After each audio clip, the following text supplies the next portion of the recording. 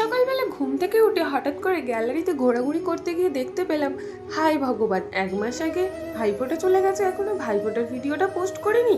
কেকের video post করতে করতে এইগুলোই যে পোস্ট করা হয়ে উঠছে না, তাই জন্য ভাবলাম আজকে বরং পোস্ট করেই ফেলি। দিনটা ছিল ভাইফোঁটার দিন। সকালবেলা উঠে স্নান করে রেডি হয়ে বসে আছি, কখন তেনার দেখা পাবো।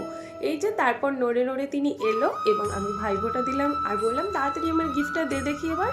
একটা সুন্দর জামা দিয়েছে, যেটা আমার হেব্বি পছন্দ হয়েছে। আর 2 মাসের বড় হলেও তো আমি দিদিই হই, তাই জন্য ওর কাছ থেকে প্রণাম নেবো না সেটা হতে পারে? কিন্তু এদিকে ঠাকমারা তো চেঁচাচ্ছে, হ্যাঁ ওরকম প্রণাম নেয় প্রণাম নেয়। আমি বললাম, চুপ করা, তো 2 মাসের বড় হই, এটাই দিন, এছাড়া আর ওর কাছে প্রণাম আমি পাবো? তারপর আর কি, বাবা জেঠুদের মিষ্টি থেকে আমার বোন ভাগ বসাতে শুরু করে দেয়, আর আমার পিসিও লাস্টে সবাইকে এক এক করে ফোঁটা দিয়ে দেয়। আর সকালবেলা ঠাকমাও তার দাদাকে ফোঁটা দিয়ে দিয়েছিল। এভাবেই ভাইফোঁটা পর্ব শেষ হলো, আর আমি ভাইকে নিয়ে বেরিয়ে পড়লাম কেকের বক্স আনতে। কারণ আমার ভাইফোঁটার দিন বিকেলবেলা ছিল 3 পাউন্ডের বাটারস্কচ ফ্লেভারের 2 টিয়ারের একটা কেকের অর্ডার। তারপর বক্স নিয়ে বাড়ি চলে আসি, আর ভাইফোঁটার স্পেশাল মেনু মায়ের হাতে খেয়ে নিই।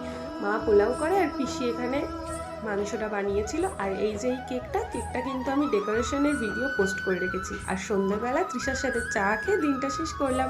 চলো টাটা।